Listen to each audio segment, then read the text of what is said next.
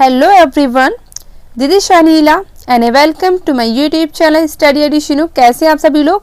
आज हम लोग पढ़ेंगे जहांगीर काल की चित्रकला पढ़ेंगे। लास्ट क्लासेस में हम लोगों ने अकबर काल को कंप्लीट कर लिया है, तो आज हम लोग देखेंगे जहांगीर काल की चित्रकला देखेंगे। इसमें हम लोग जहांगीर के टाइम में जितनी भी चीज़ें वो सारी तो देखेंगे, इसके अलावा आज सारे हम लोग चित्रकार यहाँ पर कंप्लीट कर लेंगे।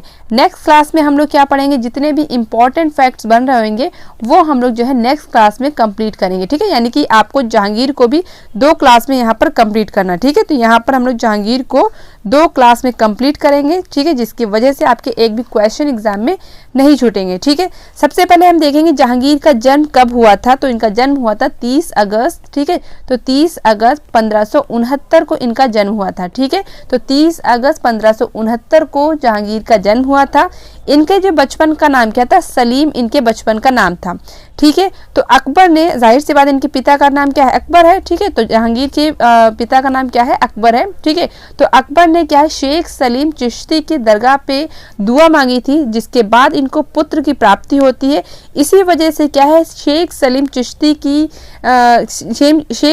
चिश्ती के नाम पे ही इनका नाम क्या पड़ा था, सलीम पड़ा था। ठीक है, तो शेख सलीम चिश्ती की दरगाह पे इन्होंने दुआ मांगी थी, उसके बाद इनको पुत्र की प्राप्ति हुई, ऐसा कहा जाता है। ठीक है, जिसकी वजह से इन्होंने इसका नाम क्या रखा, सलीम रखा था। ठीक है, इनकी माता का नाम क्या है, तो इनकी माता का नाम क्या हो जाएगा, जोधाबाई हो जाएगा। ठीक है, जोधाबाई क्या है, इनकी माता का नाम था। ठीक है, इनकी पत्नी की अगर बात करें तो पत्नी वैसे तो कई है, लेकिन मेन पत्नी आपको याद रखना नूरजहां।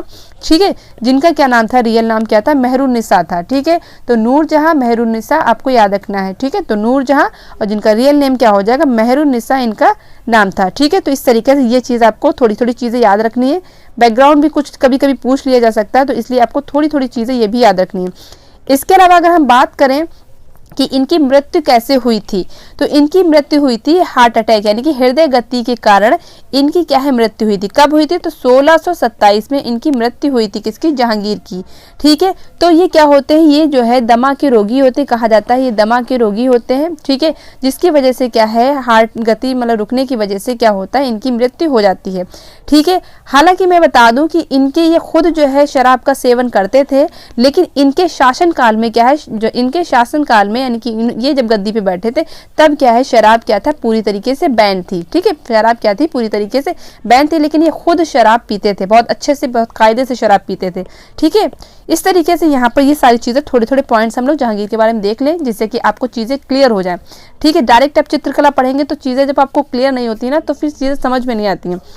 इसके अलावा मैं बता दूं, जैसे कि आपको पता, थोड़ा सा बैकग्राउंड में हम लोग चलते हैं। जैसे कि आपको पता है अकबर के लास्ट टाइम में क्या होता है, यानी कि अकबर जब अकबर की जब मृत्यु होती है उससे पहले की थोड़ी सी बात है, तब क्या है, जहांगीर ने क्या है, विद्रोह कर दिया था, यानी कि अपने पिता के जो है पिता से विद्रोह कर लिया था।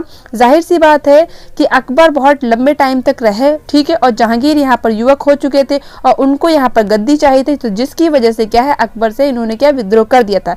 लेकिन फिर भी यहाँ पर अकबर के मरने के बाद ही यहाँ पर जहांगीर गद्दी पे बैठ पाए थे। ठीक है, तो अकबर की मृत्यु के बाद ही यहाँ पर जहांगीर गद्दी पे बैठ पाए थे।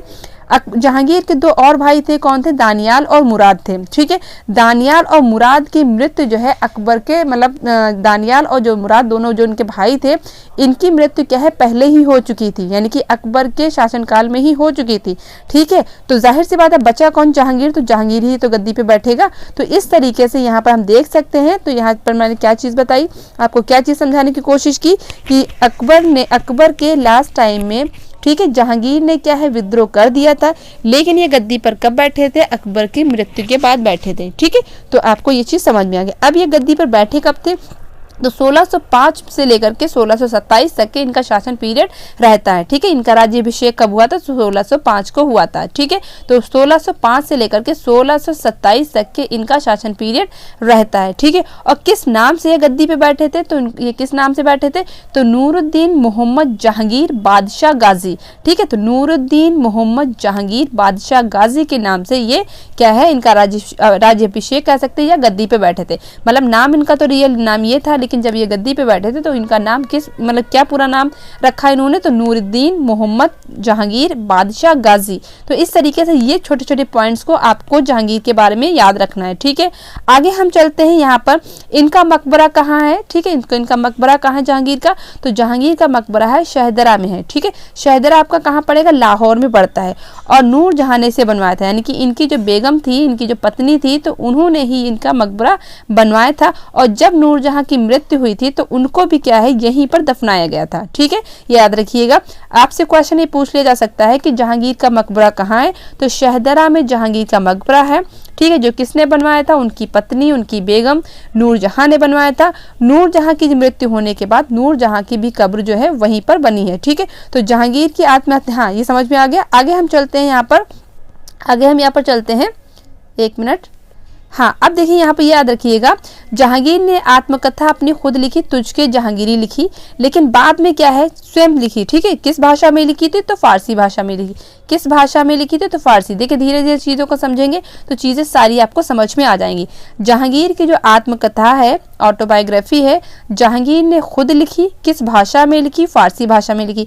लेकिन होता क्या है, इसको बाद में पूरा किसने किया था, ठीक है, तो किसने किया था, मोतामिद खान ने इसे पूरा किया था। ठीक है, तो स्टार्टिंग किसने की थी, तो उसके जहांगीरी किसने स्टार्टिंग की थी, जहांगीर ने खुद की थी, फारसी भाषा में की थी, लेकिन किंतु पूरा नहीं हो पाया होगा, तो फिर बाद में इसको किसने कंप्लीट किया था, तो मोतामिद खान ने इसे कंप्लीट किया था। ठीक है, समझ में बात आई। तो इस तरीके से आपको ये चीजें याद रखनी है तुझके जहांगीरी के बारे में। इसके अलावा हम बात करें जहांगीर का बचपन क्या है, अकारिजा, क्योंकि हम लोग पढ़ रहे चित्रकला के साइंस में, तो चित्रकला के साइंस में हम लोग देखेंगे कि जो है चित्रकला के साइंस में पढ़ रहे तो हम देखेंगे कौन कौन से चित्रकारों के साथ इनका टाइम बीता। ठीक है, किन किन चित्रकारों ने इनके टाइम में काम किया। ठीक है, तो जहांगीर का, अब जाहिर सी बात है आपको अच्छे से पता है जहांगीर को चित्रकला में काफ़ी यहाँ पर शौक था, जिसकी वजह से क्या है इनके टाइम पीरियड को चित्रकला का स्वर्णकाल कहा जाता है। ठीक है, तो जहांगीर का बचपन जो है किसके टाइम में बीता, अकारिजा और उसके पुत्र अबुल हसन के साथ में व्यतीत हुआ। ठीक है, अकारिजा और उसका पुत्र जो था अबुल हसन के साथ व्यतीत हुआ, किसका, जहांगीर का। तो अगर आपसे क्वेश्चन पूछा जाए कि जहांगीर का बचपन किन दो चित्रकारों के साथ बीता, तो आपको याद रखना अकारिजा। ठीक है, इसके अलावा आप याद रखेंगे अबुल हसन को याद रखेंगे। क्लियर हुआ। आगे हम यहाँ पर देखते हैं मुगल चित्रकला के इतिहास में जहांगीर का काल स्वर्णकाल कहलाता है, ये मैंने आपको बता ही दिया। ठीक है, तो मुगल चित्रकला के इतिहास में अगर आपसे पूछा जाए मुगल चित्रकला में, यानी मुगल चित्रकला का जो पीरियड है या मुगल काल का जो पीरियड है, उनमें किस बादशाह का काल स्वर्णकाल कहलाता है चित्रकला के सेंस में। ठीक है, चित्रकला के विषय में। ठीक है, तो आपको याद रखना है किसका, जहांगीर यहाँ पर राइट आंसर हो जाएगा। ठीक है, जहांगीर आपका राइट आंसर हो जाएगा। चित्रकला का स्वर्णकाल, मुगल काल में चित्रकला का स्वर्णकाल कौन सा हो जाएगा, आपका जहांगीर हो जाएगा। अगर आपसे पूछा जाए स्थापत्य कला का स्वर्णकाल, स्थापत्य कला का स्वर्णकाल, स्थापत्य कला का स्वर्णकाल तो कौन हो जाएगा, तो यहाँ पर हो जाएंगे शाहजहां। ठीक है, यानी कि इनके बेटे शाहजहां। तो शाहजहां के टाइम में स्थापत्य कला गोल्डन पीरियड, और जो है जहांगीर के टाइम में क्या है, चित्रकला गोल्डन पीरियड। ये आपको 2 पॉइंट याद रखने हैं, इसमें आप कंफ्यूज नहीं होंगे बिल्कुल भी। ठीक है, इसके अलावा अगर हम बात करें, जहांगीर को न्याय की जंजीर कहा जाता था। जहांगीर को न्याय की जंजीर कहा जाता था, यानी कि जहांगीर ने बहुत ऐसे काम किए जिसकी वजह से उनको क्या है, न्याय की जंजीर कहा जाता था। क्वेश्चन आपका आएगा कि किस मुगल बादशाह को न्याय की जंजीर कहा जाता है, तो आपको याद रखना है जहांगीर को कहा जाता है। ठीक है, तो इस तरीके से आपको जहांगीर के टाइम में ये चीजें आपको यहाँ पर याद रखनी है। क्लियर। आगे हम लोग यहाँ पर चलते हैं।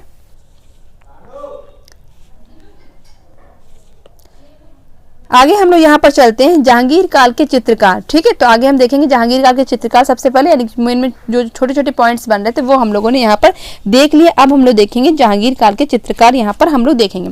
सबसे पहले हम लोग देखेंगे अबुल हसन को देखेंगे। देखिए जो अबुल हसन था जहांगीर के दरबार का सर्वोत्कृष्ट चित्रकार था। ठीक है, अगर आपसे पूछा जाए जहांगीर के काल का सर्वोत्कृष्ट चित्रकार कौन हो जाएगा, तो आपको याद रखना अबुल हसन हो जाएगा। ठीक है, अबुल हसन को जहांगीर के काल का सर्वोत्कृष्ट चित्रकार कहा जाता है। ठीक है, अगर आपसे पूछा जाए मुगल काल का सबसे अच्छा चित्रकार, तो आपका मंसूर हो जाएगा, लेकिन जहांगीर के काल का सबसे अच्छा चित्रकार तो कौन सा हो जाएगा, अबुल हसन हो जाएगा। क्लियर। ये क्या था, कहाँ से आया था, तो ये ईरान से आया था। कहाँ से आया था, तो ये कहाँ से आया था, ईरान से आया था। ठीक है, तो इस तरीके से यानी कि ये ईरानी था। पिता का नाम क्या था? अकारिजा। पिता का नाम क्या था? अकारिजा। तो मैंने अभी आपको बताया कि जहांगीर का जो बचपन है वो किसके में बीता? अकारिजा और उसके जो है पुत्र अबुल हसन के साथ बीता। ठीक है, तो इस तरीके से आपको यहाँ पर याद रखना है कि जहांगीर के काल का, ठीक है, सबसे सर्वोत्कृष्ट चित्रकार कौन था? तो आपको याद रखना है अबुल हसन था। इसके अलावा अगर हम बात करें जहांगीरनामा के मुख्य पृष्ठ के लिए, अबुल हसन ने जहांगीर का सिंहासनारोहण चित्र बनाया। ठीक है, तो ये आपको पॉइंट बहुत अच्छे से याद रखना है। पूछा जाएगा जहांगीर का सिंहासनारोहण जो चित्र है, ठीक है, वो किसने बनाया? तो अबुल हसन ने बनाया। किसके लिए बनाया? तो जहांगीरनामा जो है उसका जो मुख्य यानी कि जो मेन पृष्ठ है, जो मेन पेज है, उसके लिए चित्र बनाया गया था। किसके जरिए बनाया गया था? तो अबुल हसन के जरिए, अबुल हसन के द्वारा बनाया गया था।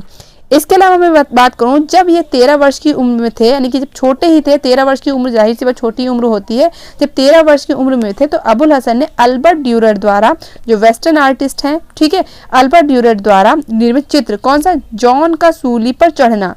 जॉन का सूली पर चढ़ना की अनुकृति वॉश पद्धति में बनाई।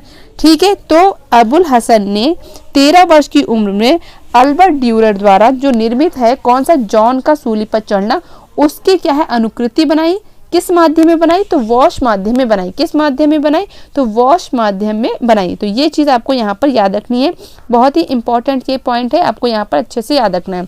ठीक है, इसके अलावा ये भी आपको अच्छे से, ये भी चित्र आपको बहुत इंपॉर्टेंट है, ये भी आपको याद रखना है। ठीक है, जितनी भी चीज़ें मैं बता रही हूँ सारी ही चीज़ें वैसे इंपॉर्टेंट है आपकी, कोई चीज़ें आपको छोड़नी तो है नहीं। ओके, आगे हम देखते हैं यहाँ पर अबुल हसन प्रतीकात्मक चित्र करने में अन्य कलाकारों से अग्रणी था। कहने का मतलब ये है, ये प्रतीकात्मक चित्र भी बनाता था। ठीक है, तो अबुल हसन जो था प्रतीकात्मक चित्रण करने में जितने और भी चित्रकार थे उनसे ज्यादा मतलब इसके अच्छे होते थे। ठीक है, अबुल हसन को जहांगीर ने एक उपाधि दी थी। क्या उपाधि दी थी? आपको याद रखना, नादिरुल जमा। अगर आपसे क्वेश्चन पूछा जाएगा नादिरुल जमा उपाधि किसे दी गई? तो अबुल हसन को दी गई। ठीक है, किसके द्वारा दी गई? तो जहांगीर के द्वारा दी गई। ठीक है, किसके द्वारा दी गई? तो जहांगीर के द्वारा दी गई। कौन सी उपाधि हो जाएगी? नादिर उल, ठीक है, नादिर उल जमा, जिसे क्या बोलते हैं? वंडर ऑफ द एज बोलते हैं। क्या बोलते हैं? वंडर, ठीक है, ऑफ द एज बोलते हैं। ठीक है, तो ये आपको याद रखना किसको दी गई? तो अबुल हसन को दी गई। ठीक है, अबुल हसन को दी गई। तो ये पॉइंट आपको अबुल हसन के बारे में इतनी चीजें आपको अच्छे से यहाँ पर याद रखनी है। आगे हम लोग यहाँ पर चलते हैं, अबुल हसन के चित्र देखते हैं, कौन कौन से चित्र इसने बनाए जो आपके एग्जाम में पूछ लिए जाते हैं। तो जहांगीर का सिंहासनारोहण सबसे पहले तो ये आपको मैंने बता ही दिया। इसके अलावा यहाँ पर बैलगाड़ी इसने चित्र बनाया है। चिनार वृक्ष पर गिलहरियां, इनका चित्र बनाया है। जन समूह के सम्मुख शेख सादी का स्वागत करते जहांगीर। ठीक है, तो ये वाला भी चित्र आपका बेहद इंपॉर्टेंट चित्र है, इसको भी याद रखेंगे। इसके अलावा शाह शेख की व्यक्ति चित्र उन्होंने बनाया, यानी कि व्यक्ति चित्रण भी उन्होंने किया। ठीक है, इसके अलावा शाह अब्बास से भेंट करते हुए जहांगीर, शाह अब्बास से भेंट करते हुए जहांगीर जो है, ये भी जो है किसने बनाया? तो ये भी अबुल हसन ने बनाया। गरीबी को नष्ट करते जहांगीर, ठीक है, एक गोला पकड़े जहांगीर, मलिक अंबर को मारते जहांगीर। तो इस तरीके से जहांगीर जहांगीर जहांगीर, तो इस तरीके से चित्र इसने बनाए, किसने? अबुल हसन ने बनाया। इसके अलावा दो चित्र आपको और भी याद रखने हैं। रोमन सागर का देवता नेपचून, ठीक है, दरियाई घोड़े पर आरूढ़। ठीक है, तो ये भी आपको चित्र याद रखना है। जामनगर का जाम आशा की मुखाकृति। तो इतने चित्र आपको याद रखने हैं, किससे? अबुल हसन से याद रखने हैं। किससे रिलेटेड है, यानी कि कहाँ से, किस मतलब शासक के टाइम के हो जाएंगे? तो ये सब आपके हो जाएंगे जहांगीर के टाइम के हो जाएंगे। तो कैसे भी आपसे घुमा फिरा के क्वेश्चन पूछ ले तो आप अच्छे से यहाँ पर याद रखेंगे। ठीक है, इसके अलावा यहाँ पर मैं बता दूं, ये जो बैलगाड़ी चित्र से एक चीज और पूछी जाती है, ये क्या है? पीली पृष्ठभूमि पे बना हुआ है। किस पृष्ठभूमि पे बना हुआ है? तो पीली पृष्ठभूमि पे ये बना हुआ है। ठीक है, तो ये आपको याद रखना, पीली पृष्ठभूमि पे ये चित्र बना हुआ, कौन सा?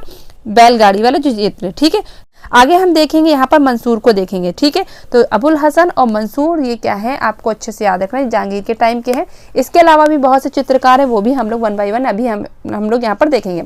अब मंसूर के बारे में चीज़ें देखते हैं, ज़्यादा चीज़ें नहीं देखनी है लेकिन है बहुत इंपॉर्टेंट। मंसूर क्या? जहांगीर कालीन सर्वश्रेष्ठ पक्षी चित्रकार। अगर आपसे पूछा जाए जहांगीर के काल का कौन सा सबसे अच्छा पक्षी चित्रकार था, तो आपको याद रखना है मंसूर को याद रखना है। ठीक है, मंसूर को याद, यानी कि उस्ताद मंसूर को आपको याद रखना है। ये आप मंसूर यहाँ कर लीजिए। ठीक है, किसको याद रखना है? उस्ताद मंसूर को यहाँ पर याद रखना है। ठीक है, ओके, एक क्वेश्चन आपका कमेंट में था कि मीर मंसूर कौन था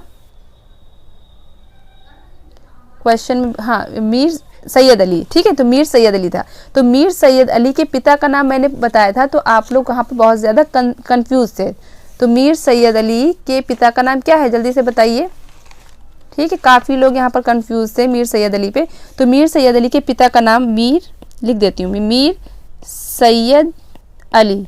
ठीक है, तो मीर सैयद अली के पिता का नाम क्या था, मैंने आपको बताया था अकबर के टाइम में, तो वहाँ पर था मीर मंसूर। अब देखिए यहाँ पर मीर मंसूर ये अलग हैं, ठीक है, और ये आपके अलग हैं। ठीक है, ये वाले आपके अलग हैं और ये वाले आपके अलग हैं। ठीक है, इनका लिख के आता है उस्ताद मंसूर लिख के आता है, ये है मीर मंसूर, और ये मुसव्विर भी कहीं लिख के आता है, मुसव्विर। ठीक है, तो ये आप जो है मुसव्विर, ठीक है, मुसव्विर इस तरीके से भी लिख के आता है। ठीक है, तो अलग अलग बुक में अलग अलग तरीके से लिखा होता है, तो मैं यहाँ पर बता देती हूँ जिससे कि आप लोग यहाँ पर मुसव्विर। ठीक है, तो मीर मंसूर हो या मीर मुसव्विर हो, ये जो है किसके पिता हैं, ये मीर सैयद अली के पिता है, मीर सैयद अली के पिता है। और ये जो मंसूर हैं ये उस्ताद मंसूर है, ये जहांगीर के टाइम के, ये अलग हैं, दोनों व्यक्ति यहाँ पर ये अलग हैं। ठीक है, ये मैं आपको यहाँ पर बता दूँ, काफ़ी कई लोग यहाँ पर कंफ्यूज थे, इस वजह से यहाँ पर मैंने आपको क्लियर कर दिया। ओके, मंसूर जहांगीर का सर्वश्रेष्ठ क्या है, पक्षी चित्रकार थे। ठीक है, पक्षियों का चित्रण इन्होंने बहुत अच्छे से किया। ठीक है, इसी वजह से क्या है, सबसे बेहतर पक्षी चित्रकार कहलाते हैं किसके, वो जहांगीर के टाइम के। इनको किसकी उपाधि दी गई, नादिरुल असर की उपाधि दी गई। किसने दी गई, किसने दी थी, तो ये भी किसने दी थी, जहांगीर ने दी थी। ठीक है, तो दोनों उपाधि आपको याद रखना है, किसने दी थी, जहांगीर ने दी थी। इसने क्या है, कश्मीर की घाटी के 100 से अधिक पुष्पों का अंकन किया। ठीक है, तो इसने कश्मीर की घाटी के जो है 100 से अधिक पुष्पों का, फूलों का अंकन किया। किसने, मीर मंसूर ने किया, सॉरी उस्ताद मंसूर ने किया। ठीक है, उस्ताद मंसूर ने किया। ठीक है, मीर मंसूर नहीं, उस्ताद मंसूर ने किया। क्लियर। आगे हम देखते हैं यहाँ पर, ये भारतीय मुसलमान था, यानी कि ये भारत का था, तथा स्वयं को मंसूर नक्काश कहता था। अब ये मंसूर नक्काश क्यों कहता था, क्योंकि ये क्या है, बहुत ही बारीकी से काम कर लेता था और इसके चित्रों को देख करके ऐसा लगता था कि नक्काशी की गई है, इसीलिए ये क्या है, अपने आप को क्या कहता था, मंसूर नक्काश कहता था। यानी कि इसके चित्रों को बहुत ही बारीकी से, यानी कि ये इतना चित्रों को बहुत ही बारीकी से बनाने में निपुण था। ठीक है, और इसके चित्रों को अगर ऑब्जर्व किया जाता था तो ऐसा लगता था उसमें नक्काशी की गई, इसी वजह से अपने आप को क्या कहता था, मंसूर नक्काश कहता था। क्या कहता था, मंसूर नक्काश कहता था। और इसके कई जो चित्र थे वो बहुत ज़्यादा फेमस हुए थे, जिसकी वजह से भाई जाहिर सी बात, जिसके चित्र फेमस हो जाते हैं तो वो अपने आप को थोड़ा सा सुपीरियर तो समझने ही लगता है। तो इसी वजह से आपको अच्छे से याद रखना है कि उस्ताद मंसूर ने अपने आप को क्या कहा, मंसूर नक्काश कहा। ठीक, फिर इसके बाद हम करें, हाँ, क्योंकि इसके जो ये मैंने आपको बता दिया। आगे हम चलते हैं, यहाँ पर मंसूर के प्रमुख चित्र देखते हैं कौन कौन से इसके चित्र यहाँ पर फेमस हैं। तो लाल फूलों की बहार, जो क्या है, पीली पृष्ठभूमि पे बना हुआ है। लाल फूलों की जो बहार है ये क्या है, पीली पृष्ठभूमि पे बना हुआ है। इसके अलावा तुर्की मुर्गा, ठीक है, तुर्की मुर्गा जो कहाँ पर संग्रहित है, कलकत्ता संग्रहालय में संग्रहित है। बाज बख्शी किसका है, तो बिल्कुल आपको याद रखना किसका है, मंसूर का है। चीनी तोता किसका है, तो किसका हो जाएगा, ये मंसूर का है। तो लाल फूलों की बहार, ठीक है, इसके अलावा लाल फूलों की बहार, तुर्की मुर्गा, बाज बख्शी, ठीक है, चीनी तोता, ये सब क्या है, मंसूर के चित्र हैं। ठीक है, ये सब क्या है, मंसूर के चित्र हैं। ठीक है, आगे हम देखते हैं यहाँ पर मोरनी का चित्र भी किसका हो जाएगा, तो ये भी मंसूर का हो जाएगा। आगे हम देखते हैं ये किसका चित्र हो जाएगा, तो ये भी मोरनी जो है किसका हो जाएगा, मंसूर का चित्र हो जाएगा। नीली गाय किसका है, नील गाय किसका है, तो ये भी मंसूर का। जेब्रा है, साइबेरिया का विलासारस है, जंगली स्ट्रॉबेरीज हैं, तो ये सारे जो चित्र हैं ये किसके हैं, ये सारे आपके मीर मंसूर के हैं। ये सारे चित्र आपको अच्छे से यहाँ पर याद रखने हैं। ठीक है, स्क्रीनशॉट आप ले सकते हैं। ओके, आगे हम चलते हैं, विशन दास पे चलते हैं। नेक्स्ट चित्रकार कौन सा आएगा, विशन दास नेक्स्ट चित्रकार आएगा। ये क्या था, किसमें निपुण था, ये छवि बनाने में, छवि मतलब व्यक्ति चित्र बनाने में निपुण था। ठीक है, क्या चित्र बनाने में, व्यक्ति चित्र बनाने में ये क्या था, निपुण था। कौन, विशन दास।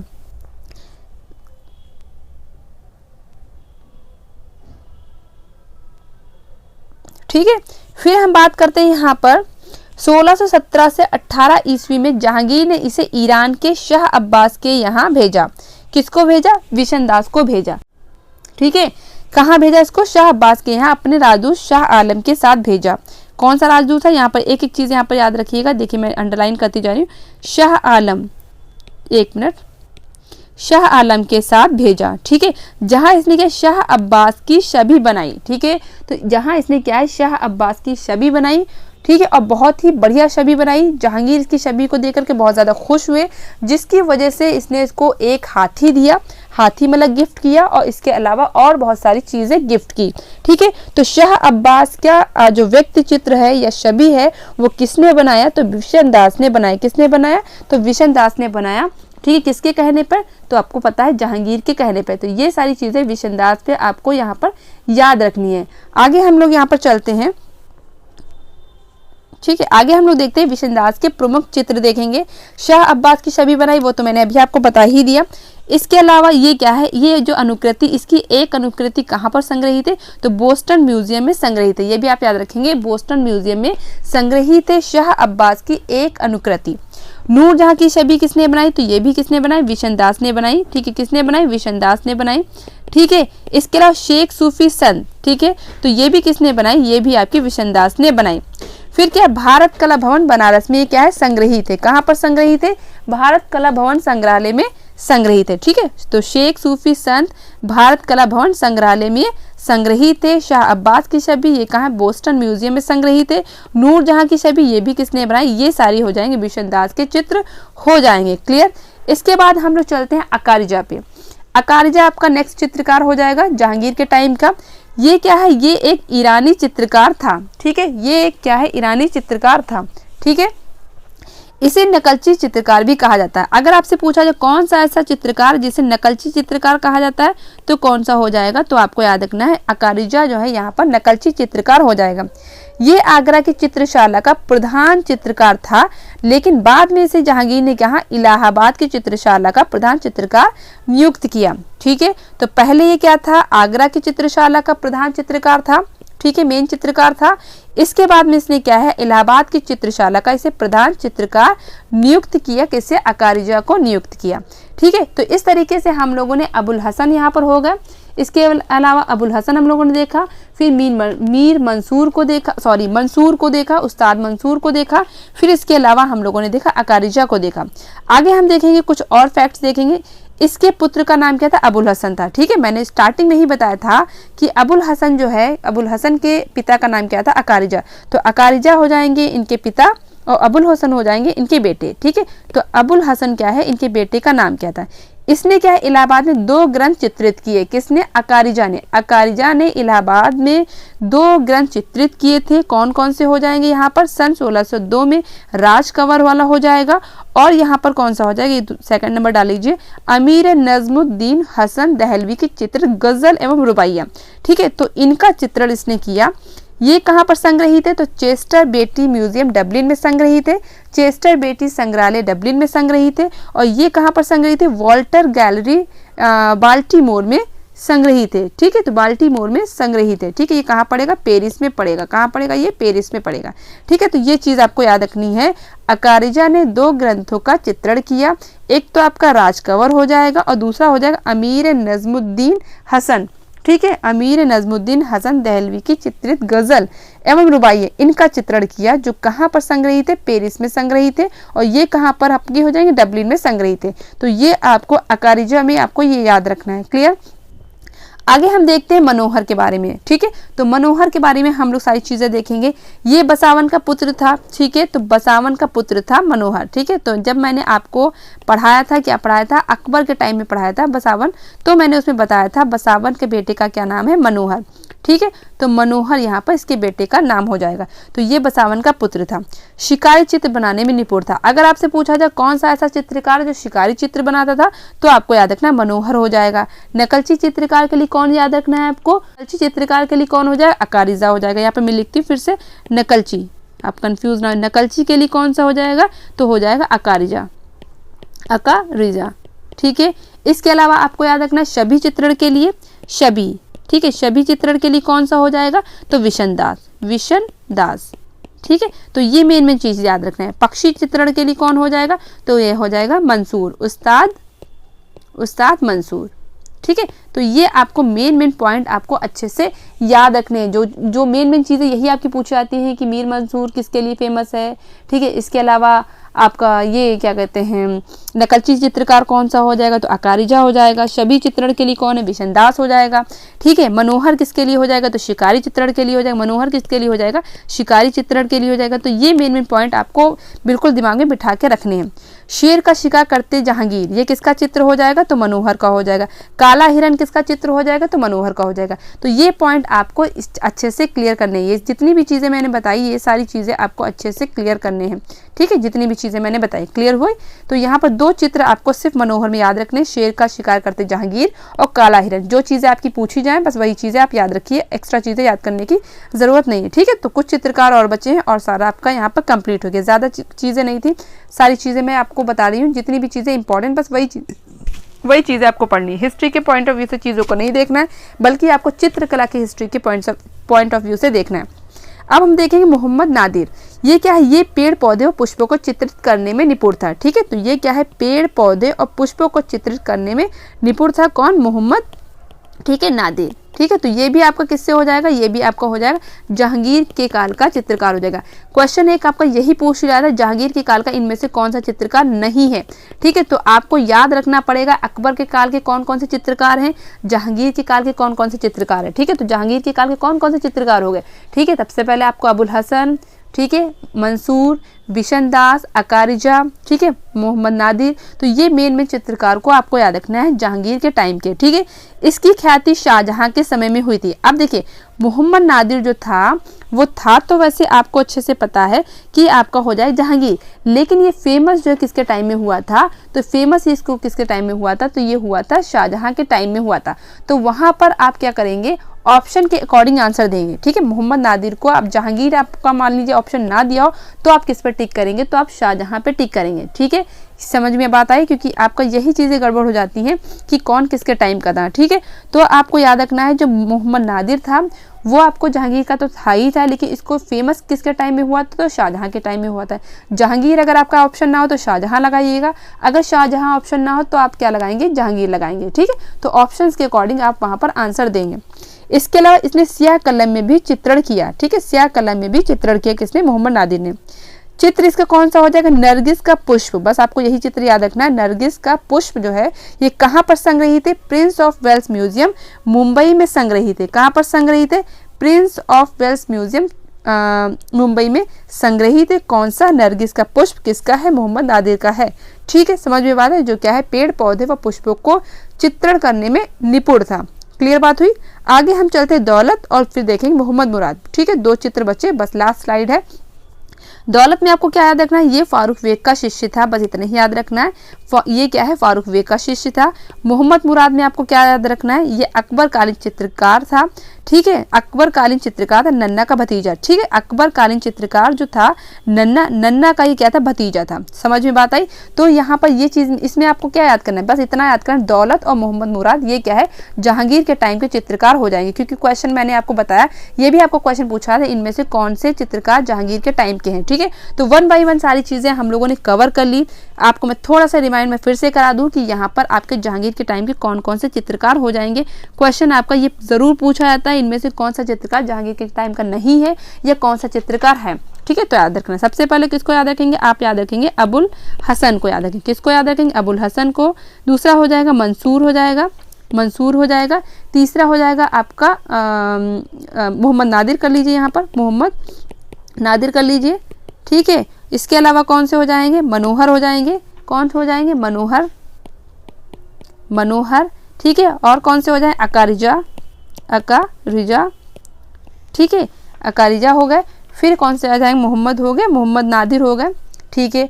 और मोहम्मद मुराद, ठीक है, मोहम्मद मुराद, यहाँ पर मैं लिखती हूँ मोहम्मद मुराद। तो ये चित्रकार को आपको याद रखना है, ये किसके टाइम के हैं। मनोहर हो गया ना, मनोहर भी हो गया, ठीक है। अबुल हसन, मंसूर, मोहम्मद नादिर, मनोहर, अकारिजा, ठीक है, मोहम्मद मुराद, ठीक है। और दौलत भी इसके टाइम का एक चित्रकार है, ये भी लिख लीजिए अलग से, दौलत, ठीक है। दौलत भी आपका जहांगीर के टाइम का चित्रकार हो जाएगा। ठीक है, तो कुछ चित्रकारों के बारे में आपको पढ़ना है और कुछ चित्रकारों के बारे में सिर्फ आपको याद रखना है ये किसके टाइम के चित्रकार हैं, बस इतना याद रखना है। ठीक है, तो ये सारी चीज़ें हम लोगों ने जहांगीर के टाइम में पढ़ ली। नेक्स्ट क्लास में हम लोग क्या पढ़ेंगे, जहांगीर के टाइम में जो और इंपॉर्टेंट फैक्ट्स हैं वो पूछे जाते हैं एग्जाम में, वो सारी चीज़ें हम लोग नेक्स्ट क्लास में कंप्लीट करेंगे। ठीक है, तो आज हम लोग इतने ही रखते हैं। आज की क्लास आपको कैसी लगी मुझे कमेंट बॉक्स में ज़रूर बताइएगा। ठीक है, तो सभी को जय हिंद, जय भारत। पढ़ते रहिए, खुश रहिए, खुशियाँ बांटते रहिए। Thank you so much for watching my video. Thank you so much.